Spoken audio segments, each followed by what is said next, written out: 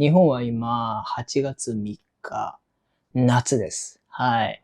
夏になったら、涼しいことしたいですね。涼しいことって何でしょう？そうめん食べるとか、ね。かき氷食べるとか、いろいろありますが、海やプールに行って楽しむ。で、そういうね、遊び方をするっていうのもすごく好きですね。といった中で、今回は、海派プール派っていうようなことを Japanese Listening という形でお伝えしていきます。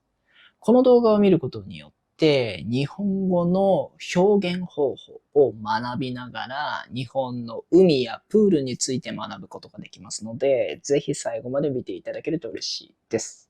ということでやっていきましょう。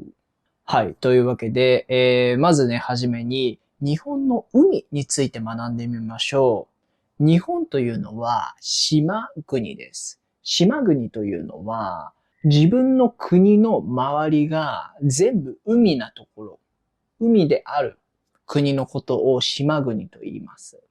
そうです。日本は島国なので、それがゆえにっていうのは理由で海鮮物、寿司とかね、すごく有名ですね。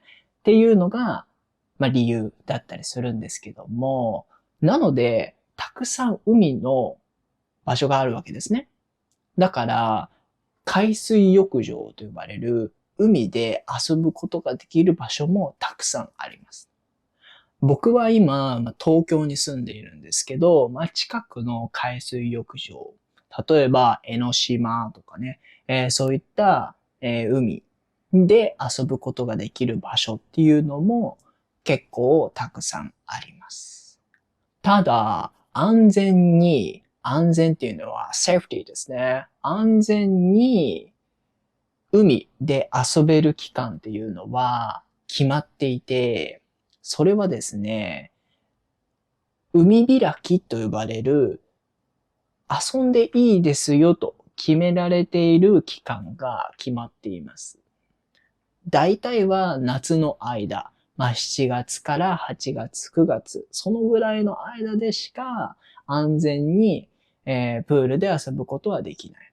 ただ、サーフィンとか、海で遊ぶ人たちも実際にいます。そういう人たちは自己責任、自分で責任を負うという形で実際に遊ぶ人もいらっしゃいます。はい、ということで本題なんですけども、海派、それともプール派、皆さんはどっちですか？はい。海っていうのは、自然を感じることができるのはすごくいいですね。僕も前に江ノ島に行ったことがあるんですけども、そこでは実際に海を見ることによって、すごく、潜ってちっぽけだなって思いました。ちっぽけっていうのは小さいって意味ですね。小さい。そして自然ってすごく偉大だなって思いました。はい、そういうことを感じられるのは海の良さだったりとかしますね。はい。それに加えて、海は自分で、新しい、自分で何か、サーフィンをしたりとか、道具を持って行って遊ぶっていうことができますね。ビーチバレーボールだったりとか、そういったね、遊び方もあると思います。そういう自分で何かを持って、新しく遊びをしていったりとか、企画、自分で考えることですね。自分で考えて行うことを企画と言いますが、そういうことができるっていうのは海の良さだと思います。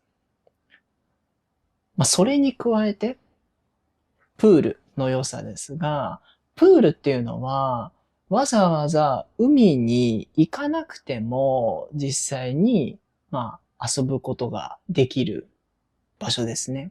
なので、比較的、都心、自分が住んでいる場所の近くにプールがあることが大きいですね。うん。例えば、関東で一番有名な、プールといえば、サマーランドっていうところがあるんですけど、そこは東京にある、あ、プールのね、施設なんですね。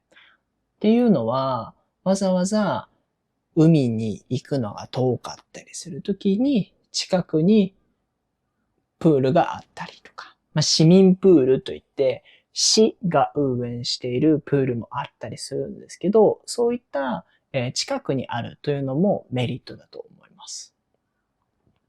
またね、プールというのは、管理、しているので、クラゲだったりとかね、そういうのも、いないですし、あの、実際に入ったことによって、ちょっとなんか、塩でベタベタするみたいなっていうのもないのが、すごくいいなって思います。